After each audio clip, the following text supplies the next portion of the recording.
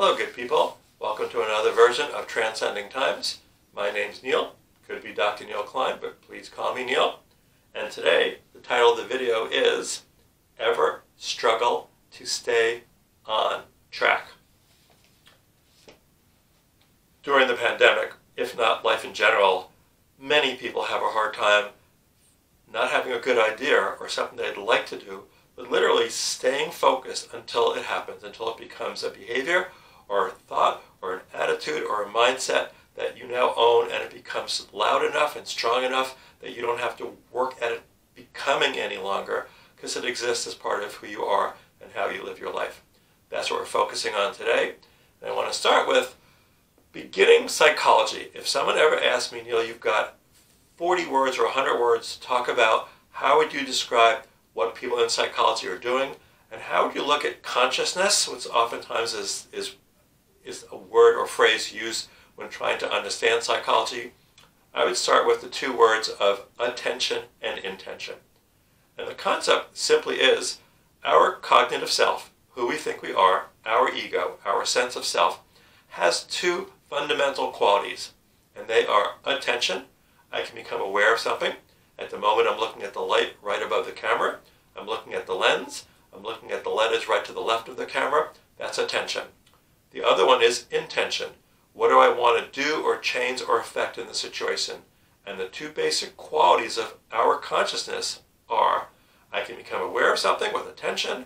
I can act on it or change something or make it differently through intention or willpower. Those are the two fundamental qualities of who we are. And today's video is going to be focusing on both of them. So as usual, I'm going to start with Me, Myself, and Mindfulness, which looks like this, the little book that I've written. And I'm going to start with the chapter called Attention Deficit Disorder and Intention Deficit Disorder, half promise and half prayer. And I'm going to read for a little bit because I like what I said, and then I'll add on other things afterwards. He's at it again. My spirited brother Nicholas, that is. He obviously has ADD, Attention Deficit Disorder, oftentimes called ADHD. He can hardly sit still, and his mind is constantly racing. So much input for one child's brain. Anyways, he's been reading up on ADD in order to find out what the experts say about it. As always, his version of what's going on seems to be different than what most people are saying. Nicholas is also big into the concepts of two qualities that complement each other, such as yin and yang, light and dark, male and female, day and night, winter and summer, persona and shadow, entropy and syntropy. Look it up if the last two do not make sense to you. He often uses the phrase half promise, half prayer to describe this harmonious balance of opposites. It's one of his favorite sayings, and he uses it a lot. Connecting this to ADD is where this story is going. Fasten your seatbelts. Nicholas read a book entitled Data Smog, which says that a person living in the 17th century would experience in his or her or their entire lifetime the same amount of information that as a person reading a weekday copy of the New York Times would experience today. Our brain is being bombarded by stimuli. So are our senses.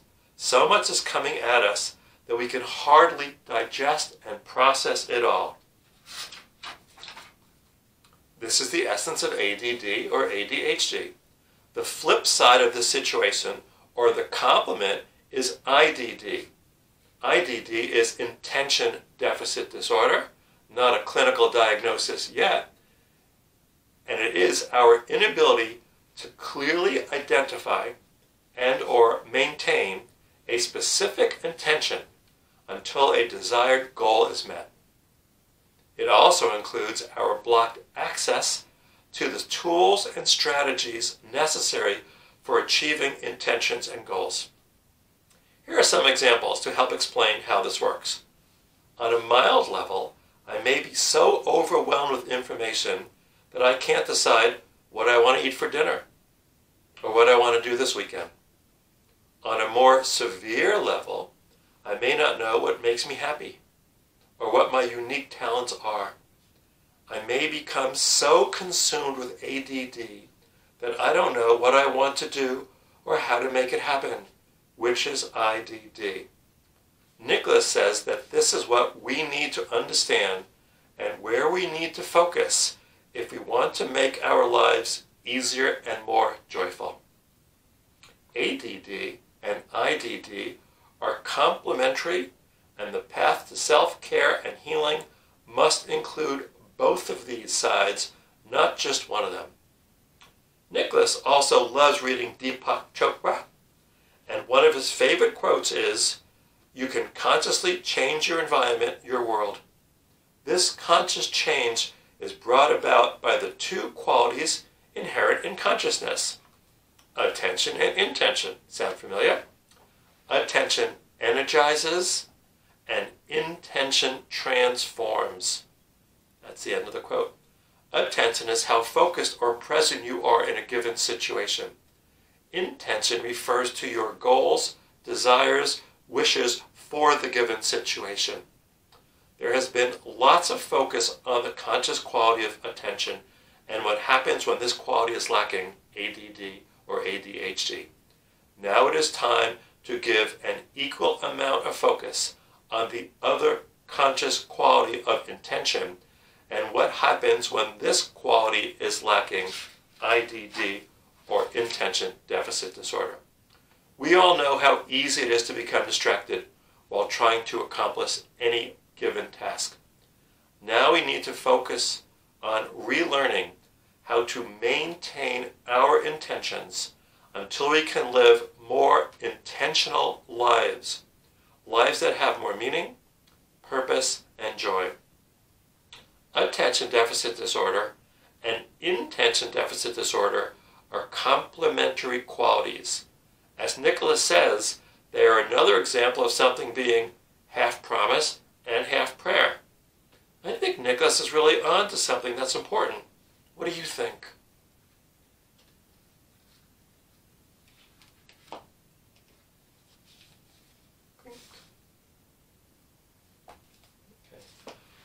Every time I do one of these videos, I also bring in another book, someone who is amazing in the world of psychology or religion or spirituality, and whose book I'd like you to understand, and whose name I'd like you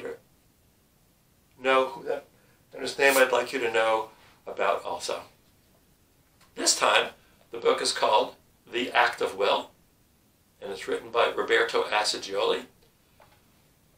Sigmund Freud and Carl Jung, who I've spoken about previously, and Roberto Assagioli were all medical doctors back in the late 1800s who saw that people were having physiological issues and they were unable to find anything physiological that was wrong, that wasn't working well. So the concept was the beginning of psychiatry. Possibly the mind and how we're thinking and feeling is influencing our bodies to such an extreme that we are making ourselves sick. And of the three of them, Roberto Assagioli is the one that I've studied his work the most and love who he is and what he's saying. And The Act of Will is one of my favorite books by him. And it's timely for today's topic. So here we go. Here's what Roberto Assagioli says about the will. He says there are 4 aspects to a well-working will, and that most human beings have no idea what those 4 aspects are. I'll start with the most common one, which is the strong will. My example of the strong will that I use in classes all the time is if I wanted to move a car, I could get behind the car with a couple of friends, take the brake off, and push the car. Would that have an effect of moving the car from one place to another place where I'd like the car to be? Of course it would. And I'm using strong will. I think that example makes sense to most human beings. Strength is only one of the aspects of the will. And when disassociated from the others, it can be, and often is, ineffectual or harmful to oneself or other people.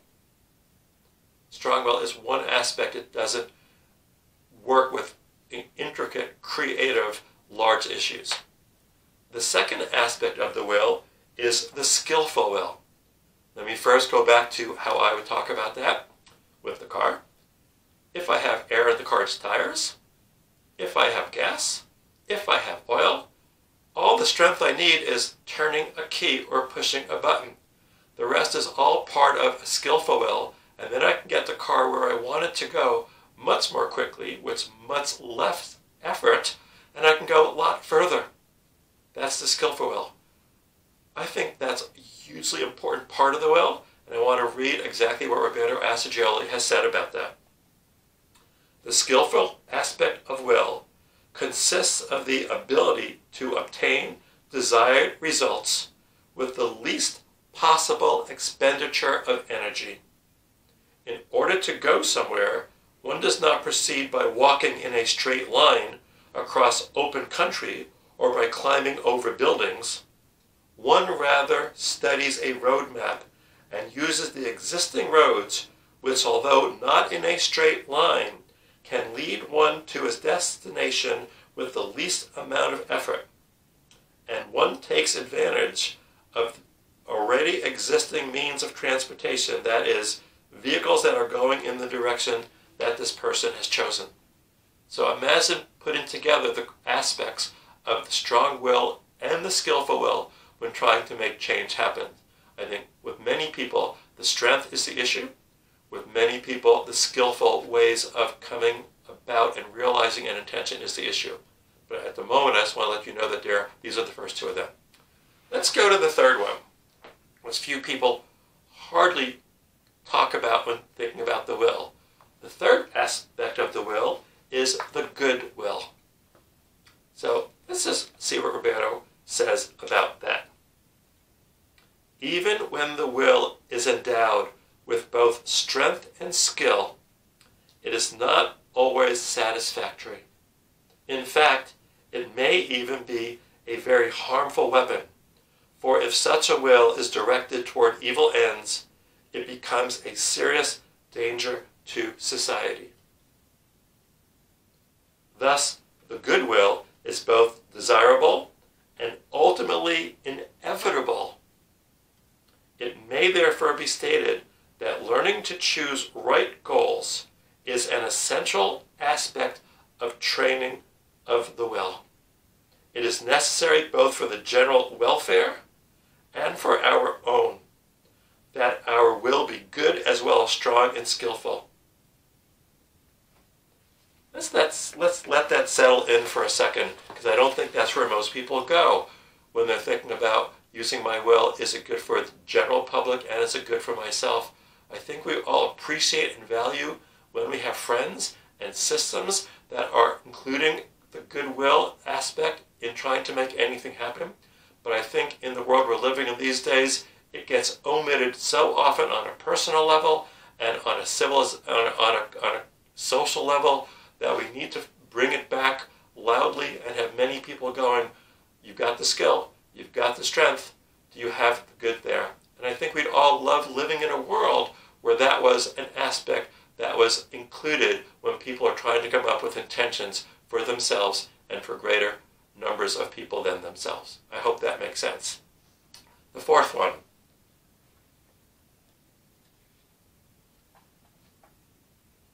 is the transpersonal will.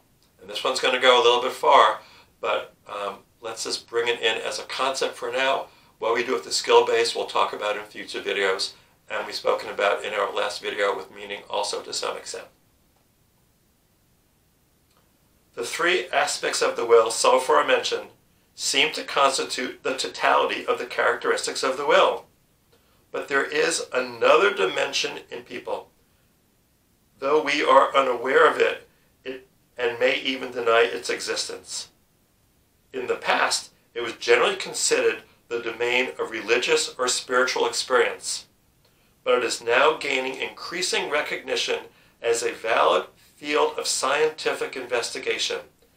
This is the specific domain of transpersonal psychology, which deals with what Abraham Maslow, a pioneer in the field, has called the higher needs, the higher human needs, or the further reaches of human consciousness.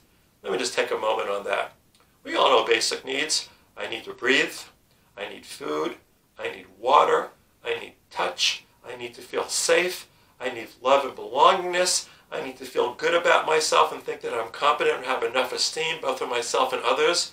But at any moment in time where all those basic needs are being met, what I tend to do, and I would imagine you all tend to do, is get to a level of going, let's do art. Let's think about wisdom.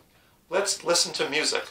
Let's dance. Let's get to all sorts of needs that are higher needs, which serve the individual and the society oh so well. And that would be looking at transpersonal to some way, shape, or form. I'm going to let that go for now, but I want to include that aspect in it. I'll bring that back in a moment. As a counseling psychologist, when working with clients, and I read this in a book somewhere decades ago, I remember it talking about a sequence of change when working with clients. And the sequence is really simple, and I'll say it clearly. Clients come to see me because step number one is suffering. They're in pain. I've never had a client come and see me and go, life's so happy I need to talk to you. It's always a feeling or an intention or something that's just causing too much pain. So step number one is pain, and is suffering. And the good thing about suffering is it brings people in to get help. Step number two is awareness or attention. What's going on? Where's the suffering coming from? Step number three is intention or willpower.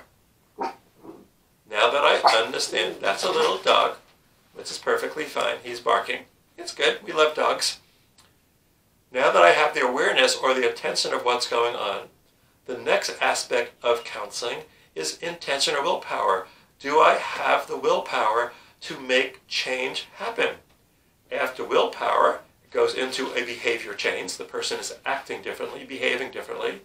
And after suffering, awareness or attention, intention or willpower, behavior change, then change happens. Those would be the sequence of change. Okay? So as a counseling psychologist, willpower's got to be there.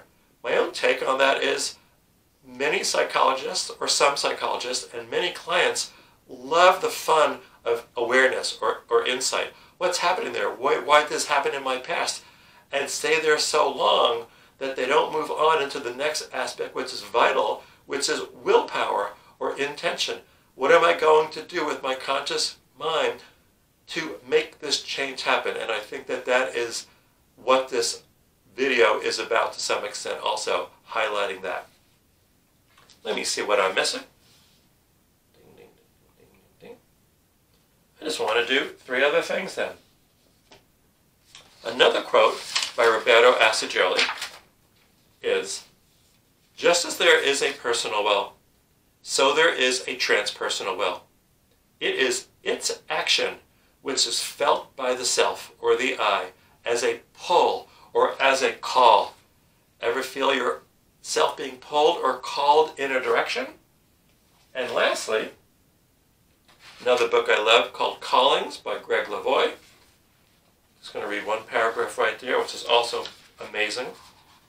I like the word amazing. You've gotten that already if you've been listening to these videos.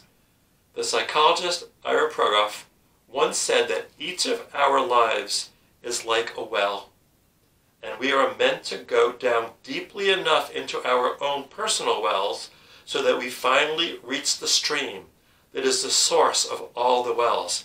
And that image comes up again and again and again when people are looking for depths inside of themselves.